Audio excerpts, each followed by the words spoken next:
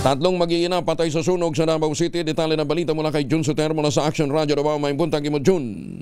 Mayong buntag usab, Kuyang Angel. Trahedya ang sumalubong sa mga residente ng Purok 8, Barangay Gumalang, Baguio District, Davao City matapos masawi ang isang ina at dalawa niyang anak sa sunog na tumupok sa kanilang bahay madaling araw ng Nobyembre 25, 2025. Batay sa panang investigasyon, pasado alas 2:27 na madaling araw na madiskubre ang mabilis na pagkalat ng apoy sa isang bahay na tinatayang 30 square meter at gawa sa light materials. Dahil sa bilis ng pagkalat ng apoy, hindi na nakalikas ang mag-ina. Kinilala ang mga nasawi na sina Daphne Tarla Ordin, 35 anyos, habang ang dalawang anak niya ay nakilalang si Cara Eloisis Tarla Ordin, 6 anyos, at Z Tarla Ordin, 2 anyos. Agad na rumispondi ang BFP Kalinan at Central 911 Fire Auxiliary Unit at idineklarang under control ang sunog bandang alas 3:10 na madaling araw, habang tuluyang naapula pagsapit na ng 3:30 na madaling araw. Ayon kay FO3 Jason Iguana, fire investigator ng BFP Kalinan, posibleng substandard electrical wiring ang dahilan ng sunog. Tinatayang 45,000 ang halaga ng pinsala. Tumanggi na ang pamilya na iproseso parang suko ang lugar matapos matiyak na walang foul play sa insidente. Dinala naman ang mga labi ng 3 biktima sa isang lokal na punarya sa Kalinan, Davao City. Ito si Jun Soter para sa DZRH. Una sa Pilipinas, una sa Pilipino. Daghang salamat, Jun Soter.